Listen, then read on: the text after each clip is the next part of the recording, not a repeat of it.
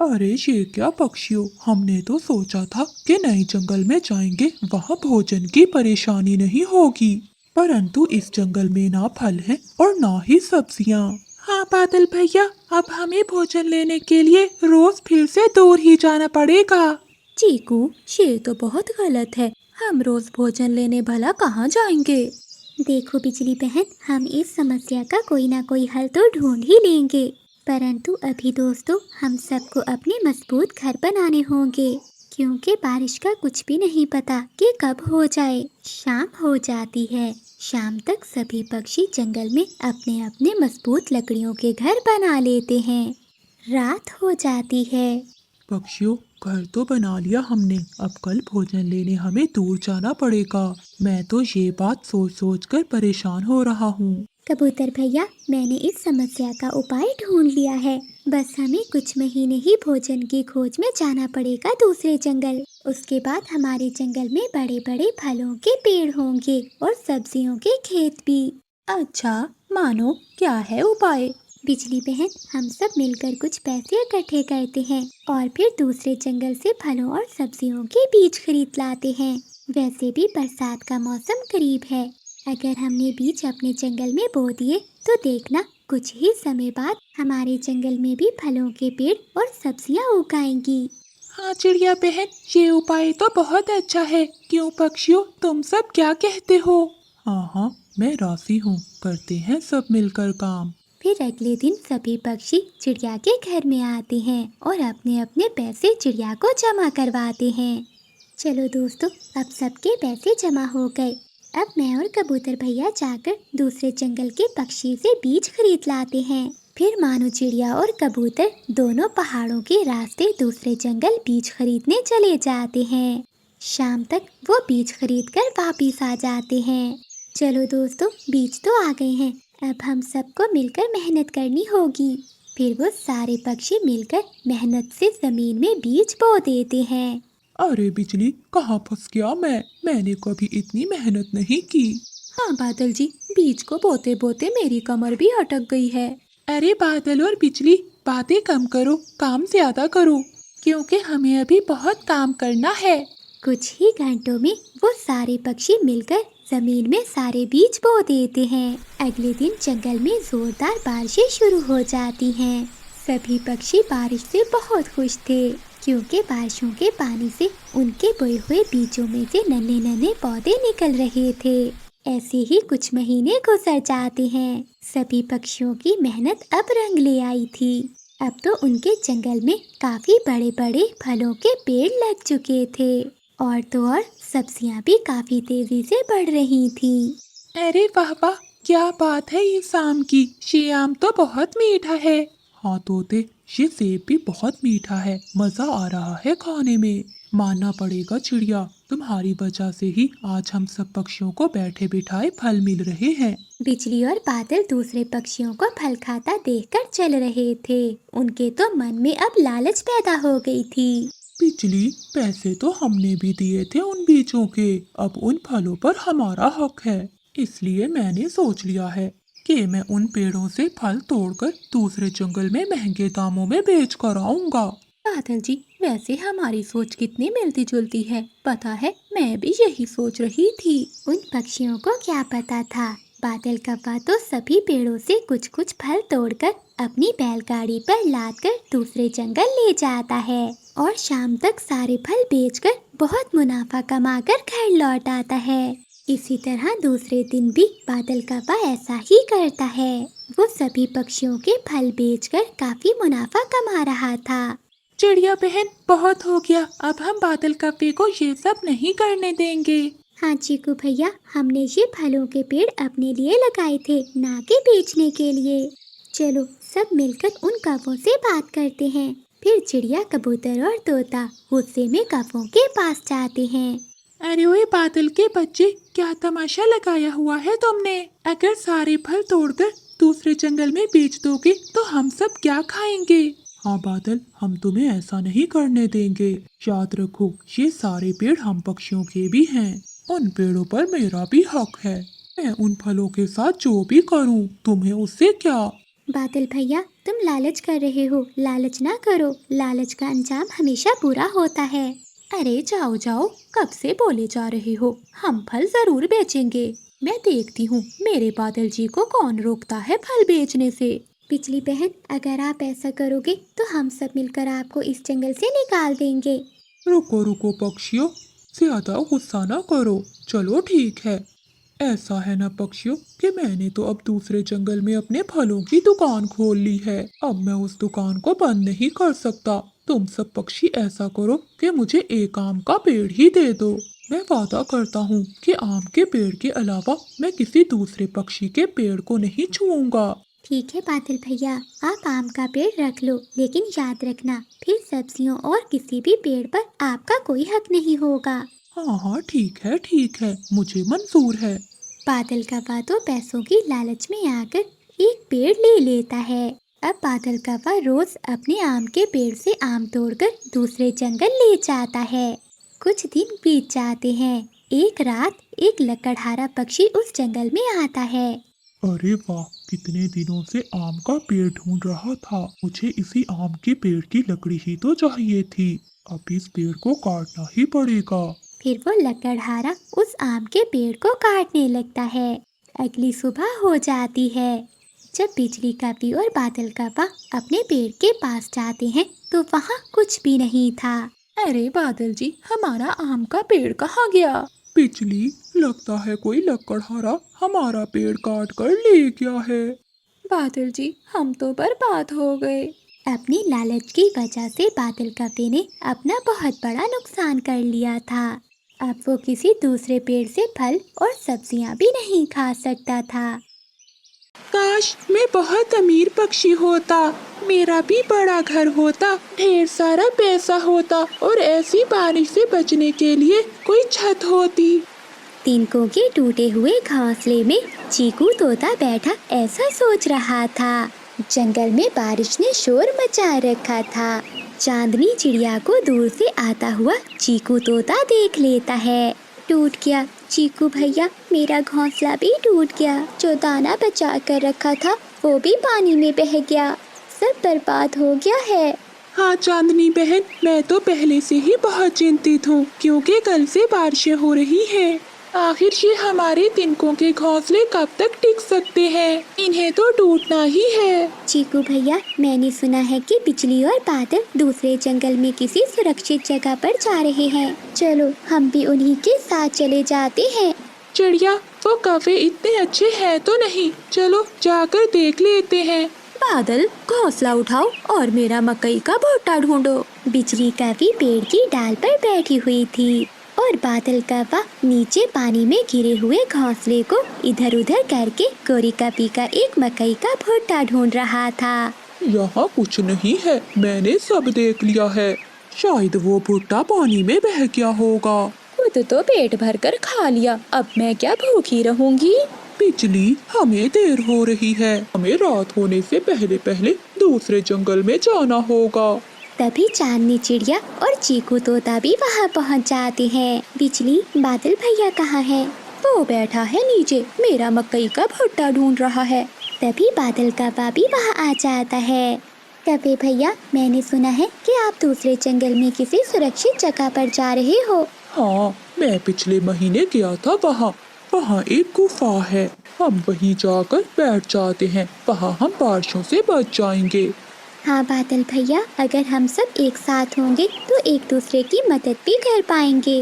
बादल, अब जल्दी से चलो, मेरा तो शरीर कांप रहा है ठंड से। फिर कौवा आगे आगे उड़ता है और सभी पक्षी बादल कौवे के पीछे पीछे जाते हैं। वहाँ एक पहाड़ों के पास पुरानी गुफा थी। उस गुफा के दरवाजे पर ढेर सारा घास और बेलें उगी हुई थी। ये है वो पुरानी गुफा जिसकी मैंने पिछले दिनों खोज की थी। अंदर आ जाओ, अंदर से ये बिल्कुल साफ सुथरी है, हम सब यहाँ रह सकते हैं। बादल भैया, यहाँ तो हम बारिश से भी बच सकते हैं, अब हम जी सकेंगे। फिर वो सब उस पुरानी गुफा के अंदर चले जाते हैं। मोटी चोंच वाले, वहाँ बैठो चिड़िया के साथ। ये जगह मेरे बादल जी की है। कैसे मेरे करीब होकर बैठ रहा है, जैसे मेरा पुराना मित्र हो। चीकू भैया आप मेरे पास आ जाएं। चांदनी और चीकू, ये खोज मेरे बादल जी ने की है। अगर तुम्हें यहाँ रहना है तो हमारे लिए दाना लाना होगा।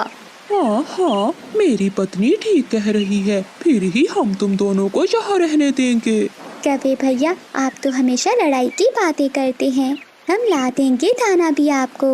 चीकू भैया हमें कुछ खाने को मिले ना मिले, मगर इनका पेट तो अब भरना ही होगा, वरना ये हमें यहाँ से निकाल देंगे। चांदनी बहन तुम यहीं बैठो, मैं जाता हूँ दाना ढूंढने। नहीं चीकू भैया तुम बैठो, मैं जाती हूँ। फिर चांदनी चिड़िया दाना लेने वहाँ से चली जाती है। जंगल में बारिश के कारण बहुत पानी था, कहीं भी कोई दाना नहीं मिल रहा था। बंटी, कबूतर और बुलबुल उड़ते हुए उस पुरानी गुफा के पास आ जाते हैं। कोई है यहाँ? हाँ, हम हैं यहाँ, बताओ क्या बात है। पक्षियों को देखकर बुलबुल और कबूतर खुश हो जाते हैं। मैं समझा कि यहाँ कोई भी नहीं होगा, ये तो बहुत अच्छा हुआ कि आप सब भी यही हो। हम दोनों भी रात गुजारने के लिए यहाँ आए हैं। ना ना, ये अब हमारा घर है और हम अपने घर में किसी को भी नहीं आने देंगे। बिजली, मैं तो तुम्हारी पुरानी दोस्त हूँ, क्या मुझे भी अंदर नहीं आने दोगी? गंदी मोटी बुलबुल, याद है तुम्हें वो दिन जब मैंने तुम्हारा दाना चुरा कर खाया था? तूने तो मार मार कर मेरी पूंछ तोड़ दी थी। कभी नहीं, हम तुम दोनों को यहाँ कभी भी नहीं आने देंगे। बिजली, वो बारिश में भीग रहे हैं बेचारे। अगर वो भीग रहे हैं तो भीगे, अगर तुम्हें इतनी ही चिंता है तो तुम भी उसके साथ चले जाओ। तभी चांदनी चिड़िया भी थक हार कर वापिस आ जाती है। बिजली माफ करना, मुझे तो पूरे जंगल में एक भी दाना नहीं मिला। मुझे तो पहले ही पता था, जो मिला होगा वो तुमने खा लिया होगा। बिजली सच, मैं भी भूखी हूँ, मैं इतनी लालची नहीं हूँ कि मेरे दोस्त भूखे हों और मैं अपना पेट भर लूँ। चीकू तोता चांदनी चिड़िया को बताता है। चिड़िया, कबूतर और बुलबुल बाहर बैठे हैं, बिजली और बादल उन्हें अंदर नहीं आने दे रहे। कवि और कवि वो दोनों रात बारिश में कैसे गुजारेंगे? आप उन्हें अंदर आने दें। मैं तो इन्हें अंदर नहीं आने दूंगी, मरते हैं तो मरें। ठीक है बिजली, अगर तुम उन दोनों को अंदर नहीं आने दोगी तो हम भी यहाँ नहीं रहेंगे। चलो चीकू, ऊपर वाला हमें भी कोई सुरक्षित जगह दे ही देगा। फिर चांदनी चिड़िया चीकू तोते को लेकर वहाँ से बाहर चली जाती है। फिर चिड़िया, बुलबुल, कबूतर और तोता वो सब मिलकर वहाँ से चले जाते हैं। ये चिड़िया तो सच में यहाँ से चली गई। ये चिड़िया अपने दोस्तों के लिए कुछ भी कर सकती है। क्या था अगर तुम कबूतर और बुलबुल को एक रात यहाँ रहने देती? बादल जी, मैं भूख से मर जाऊंगी। तुम्हें तो पता है कि भूखे पेट मुझे बहुत गुस्सा आता है। पहाड़ों के उस पार नदी के पास चिड़िया को कुछ दिखाई देता है। दोस्तों, वहाँ कुछ है, चलो हमें जाकर देखना होगा। फिर वो सब दोस्त वहाँ जाते हैं। चांदनी, ये तो कोई बड़ी चीज है, उस गुफा से भी बहुत बड़ी। वो एक बड़ी पुरानी बस थी। दोस्तों, अंदर चलकर देखते हैं। फिर वो सब पक्षी उस पुरानी बस में जाते हैं। दोस्तों, ऊपर वाले ने हमारी सुन ली। यहाँ तो छत भी है और खाने के लिए इंसानों का भोजन भी है। वो सब बहुत खुश होते हैं, उन्हें छत मिल गई थी। अब वो बारिश के पानी से सुरक्षित थे। बादल, वो देखो सांप, गुफा में बहुत बड़ा सांप है। भागो बिजली, इससे पहले कि वो सांप हमें खा जाए। बिजली कवि और बादल कौवा वहाँ से भागते हैं और वो उड़ते उड़ते उस पुरानी बस के पास पहुँच जाते हैं। वो खिड़की से अंदर पक्षियों को देखते हैं। चांदनी, तुम यहाँ हो और मेरा दिल नहीं लग रहा था अकेले। बिजली, अब हम सुरक्षित हैं, तुम्हारी उस गुफा से भी ज्यादा। देखो देखो, हमारे पास तो इंसानों की खाने वाली चीजें भी हैं। मेरे सुंदर भाई चीकू, क्या अब अपनी बहन को बारिश में भीगने दोगे? मुझे भी बहुत भूख लगी हुई है। फिर बिजली और बादल भी उस पुरानी बस के अंदर आ जाते हैं और बारिशों के दिन सभी पक्षी सुरक्षित गुजार लेते हैं। बिजली, मेरी सहेली है ना नीली जी, उसके पति की मौत हो गई है और वो बेचारी बिल्कुल अकेली हो गई है। नीली जी ने अंडे भी दिए हुए हैं। अब वो हमारे जंगल में रहने के लिए आ रही है। जब मैं तुम्हारे लिए भोजन लेने जाऊंगा तो उसके लिए भी थोड़ा बहुत भोजन ले आया करूँगा, ताकि नीली जी अपने अंडों को अकेला छोड़कर ना जाए। क्यों बादल जी, ये नीली जी वही है ना जो तुम्हारे बचपन की दोस्त थी? सुन लो, तुम उसके लिए भोजन नहीं ढूंढोगे वरना अच्छा नहीं होगा। बिजली, तुम ही तो कहती थी कि मानो चिड़िया की तरह हमें भी दूसरे पक्षियों की मदद करनी चाहिए, और अब तुम खुद ही मना कर रही हो। तुम जो भी कहो, मैं तो नीली जी की जरूर मदद करूँगा। बादल कव्वे की बात सुनकर बिजली कव्वी बहुत डर जाती है कि कहीं उसका सपना सच ना हो जाए। जुगनू बेटा, कल ही मैंने सपने में देखा था कि उस नीली कव्वी ने तुम्हारे पिता से शादी कर ली है, और आज ये नीली कव्वी हमारे जंगल में भी आ गई है। तुम घर पर ही बैठो जुगनू, मुझे तुम्हारे पापा पर नजर रखनी होगी। फिर बिजली कव्वी भी छुपके बादल कव्वे के पीछे चली जाती है। नीली जी, ये लो, मैं तुम्हारे लिए भोजन लाया हूँ। अब तो रोज मैं तुम्हारे लिए भोजन लाया करूँगा, तुम चिंता ना करना। बादल यार, तुम कब तक नीली कव्वी को भोजन लाकर देते रहोगे? मुझे तो लगता है अब नीली कव्वी को दूसरी शादी कर लेनी चाहिए। हाँ तोते यार, बात तो तुम्हारी ठीक है। नीली जी, तुम किसी कव्वे से शादी कर लो। हाँ बादल जी, मैं शादी तो कर लूँ, लेकिन इस जंगल में कोई भी मेहनती कौवा नहीं है जिससे मैं शादी करूँ। नीली जी, वैसे मैं बहुत मेहनती कौवा हूँ, मैं तुमसे शादी कर लेता अगर मेरी शादी उसे बिजली से ना हुई होती। बादल यार, इसमें कौन सी बड़ी बात है, शादी तो तुम अब भी कर सकते हो नीली कव्वी से। खिड़की में बैठी बिजली कव्वी उनकी बातें सुन रही थी। वो ये बातें सुनकर जल जाती है और वापस चली जाती है।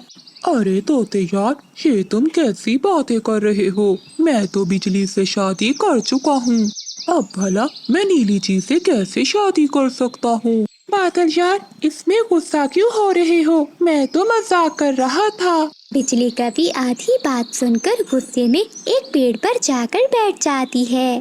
बादल जी ने तो पूरी योजना बनाई हुई है दूसरी शादी करने की, लेकिन मैं भी बिजली कव्वी हूँ, इसे दूसरी शादी तो नहीं करने दूंगी।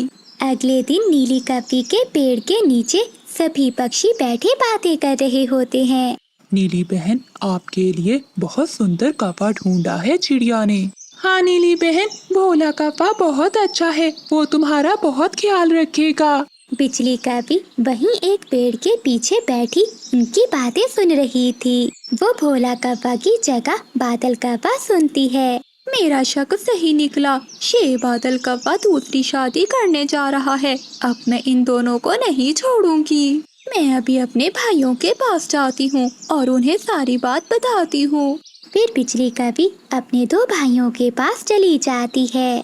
बड़े और छोटे भाई, मेरा पति दूसरी शादी करने जा रहा है और वो मुझे छोड़ देगा। मेरा और मेरे जुगनू का क्या होगा? बादल कौवा नीली कव्वी से शादी करके मुझे अपने घोंसले से भी निकाल देगा। ये तुम क्या कह रही हो बहना? उसकी इतनी हिम्मत कि वो दूसरी शादी करे और मेरी बहन को घोंसले से निकाले? तुम चलो, हम तुम्हारे साथ चलते हैं। हम दोनों भाई मिलकर इस कौवे को नहीं छोड़ेंगे। भैया, बस बादल को नहीं, उस नीली कव्वी को भी सबक सिखाना है, ताकि आइंदा वो कभी दूसरे कौवे से शादी करने का ना सोचे। और फिर बिजली कव्वी अपने दोनों भाइयों को लेकर बादल कव्वे के पास जाती है। अरे ओए कौवे, तुमने मेरी बहन को धोखा दिया है, हम तुम्हें नहीं छोड़ेंगे। ऐसा कहते हुए बिजली कव्वी के दोनों भाई कव्वे को पकड़कर पेड़ से बांध देते हैं। और फिर बिजली कव्वी का एक भाई नीली कव्वी के घोंसले से उसका अंडा उठा लेता है और वो दोनों अंडा लेकर वहाँ से चले जाते हैं। बिजली और उसका भाई बादल कव्वे के पास आते हैं। अरे ये क्या? ये तो नीली जी का अंडा है। बिजली, ये तुम्हारा भाई नीली जी के अंडे के साथ क्या कर रहा है? तुम्हारे भाइयों ने मुझे पेड़ से क्यों बांधा है? बादल जी, अब इतने मासूम ना बनो, मुझे सब पता चल गया है। तुम मुझे छोड़कर नीली कव्वी से दूसरी शादी करने वाले हो, लेकिन मैं भी बिजली हूँ, मेरे दोनों भाई अब तुम्हें नहीं छोड़ेंगे। तभी नीली कव्वी, मानो चिड़िया और तोता भी वहाँ आ जाते हैं। अरे बिजली बहन, ये तुम गलत समझ रही हो, ऐसा कुछ भी नहीं है। चुप कर जाओ छोटी चिड़िया, मुझे सब पता है, तुम भी बादल के साथ मिली हुई हो। अरे बिजली बहन, तुम ये सब क्या कर रही हो? बादल भैया तो मेरे भैया जैसे हैं। हाँ बिजली, नीली जी बिल्कुल ठीक कह रही है। नीली, अगर बादल तुम्हारा भाई है तो तोता तुमसे क्यों कह रहा था कि शादी के बाद बादल तुम्हारा बहुत ध्यान रखेगा? अरे बिजली कफी, मैंने बादल कफे का नहीं बल्कि भोला कफे का कहा था। हो सकता है तुमने नाम सुनने में गलती की हो। क्या इसका मतलब नीली कफी की शादी भोले कफे से हो रही है? हाँ बिजली बहन, मैंने ही नीली बहन का रिश्ता देखा है। और तुम कितनी बड़ी गलती कर रही थी जो नीली कपी का अंडा अपने भाइयों से तुड़वा रही थी। बिजली, हमें तुमसे ये उम्मीद नहीं थी। तुमने आज सबके सामने हमारी नाक कटवा दी। आज मुझसे एक मासूम कपी का अंडा टूट जाता। फिर बिजली कपी के दोनों भाई गुस्सा होकर वहाँ से चले जाते हैं। मुझे माफ कर दो बादल जी, मुझसे बहुत बड़ी गलती हो गई, मैं बहुत शर्मिंदा हूँ। बिजली, तुम तो मुझसे बात ही ना करो, मैं तुमसे बहुत नाराज। तेज बारिश में वो बूढ़ी कपी अपना सामान लिए सागर वाले जंगल से गुजर रही थी। बारिश तो बहुत तेज है, अगर ऐसी बारिश